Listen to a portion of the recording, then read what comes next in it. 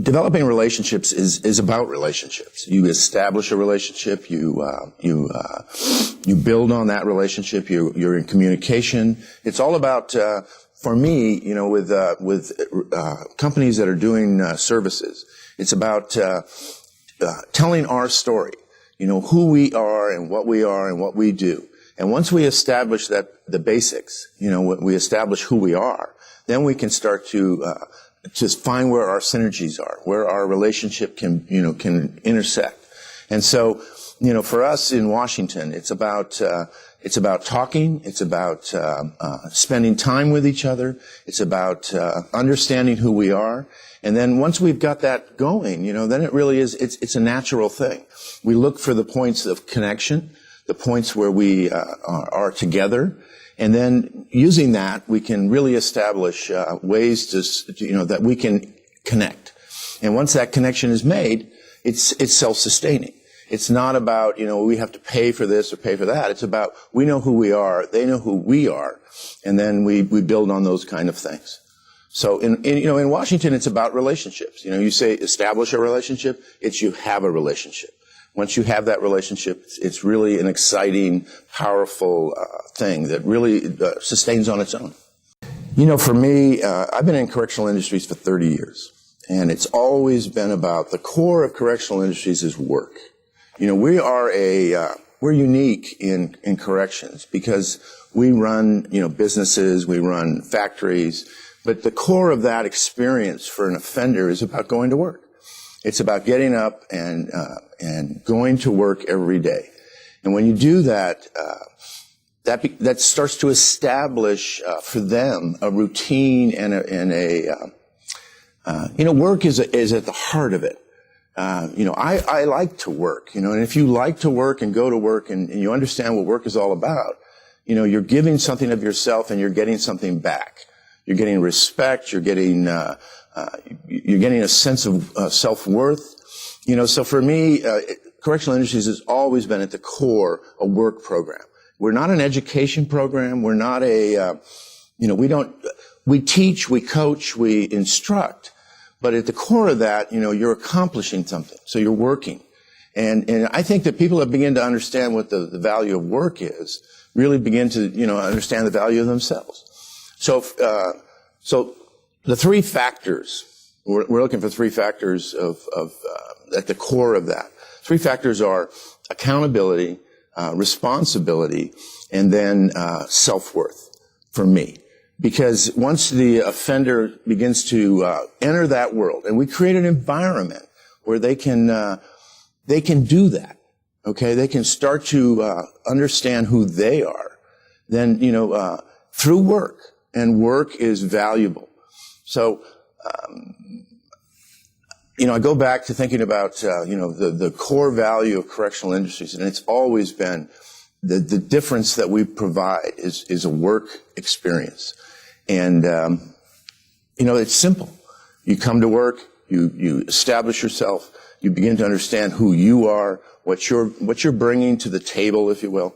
And, I've seen so many offenders change and become, they see themselves differently. They see the self-worth, they see where they didn't have that before. And correctional industries, that's what it's about.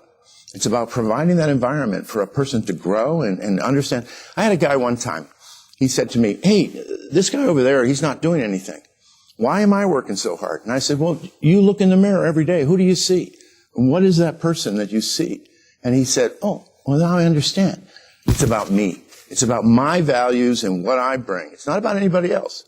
And that was a powerful change for him to see his own self-worth. So that's the bottom line. Usually what I do is, again, I focus on work. What's the value of work? Why is it important to you? But more than that, recently what I've talked to offenders about is, okay, you're releasing. You're going to be out and you're going to be looking for a job, and it's going to be hard. It's going to be a struggle because it's a tough economic time. So what are you going to do? And what I tell them is, I had another offender told me, the only thing you're looking for when you get out is one yes. Don't worry about all the no's you're going to hear, because you're going to hear a lot of no's. You're looking for one yes, and you focus on that. And so this is what I tell them. I said, you look for that one yes. You stay focused on that. You do everything you can to get the one yes. Somebody that'll say, yes, I'll employ you, or yes, I'll give you a job. And if you stay on that, you're going to be on the right track. You'll hear no's. People are going to say no all the time. But don't be, discouraged. Look for the one yes. So, for me, it's really to instill in offenders and inmates, that positiveness. Think about who you are. Think about the values you've gotten. We can sit down and we can go through all the things that you've accomplished and all the skills you've acquired and learn how to sell those skills. But look for one yes. Stay positive. Stay focused. Don't get discouraged.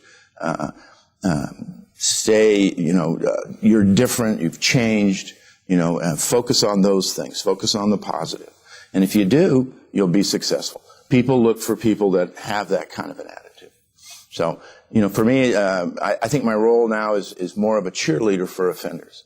I want them to be successful. I want them to understand that they've paid their dues, they've done their work, they've been in the good program. Look for a yes. Now think about your future and think about trying to accomplish that. And if you do, you'll be successful. And you'll look back at this as just an experience that you had. Hopefully you'll build on that and remember it. Don't forget it. It's not about forgetting what you've done, but it's about looking for the future and going forward. For me, there's a couple of areas that they need to focus on. Number one, kind of and it's a bucket of things. It's called soft skills. You have to have the skills of the workplace. People are looking for technical skills. They're looking for people that have skills, but they're not necessarily looking for people that have specific skills. So you need to have a set of soft skills. And those soft skills are how do you work with others, how you interact, your communication, your ability to communicate, to talk. Some of that communication a lot of it is verbal, but you need to have some written skills. Obviously, in today's workplace, people are looking for computer skills and those kind of things. So those are like base skills. But more important is your ability to talk to others, get along in the workplace, handle stress, we teach a course in our correctional facility where we teach about these skills because they're so critical. In a workplace, it's really about people skills. The ability to communicate, the ability to talk to others, to handle. If you're given an order to do something and it's not something that you want to do, how do you handle that? What do you say? How do you approach your boss or the people you work with or people even under you? How do you communicate? So communication is the basic skills. And then in our workplace today, it really is about technology. You need to understand technology. We run factories with CNC equipment that's all computer driven.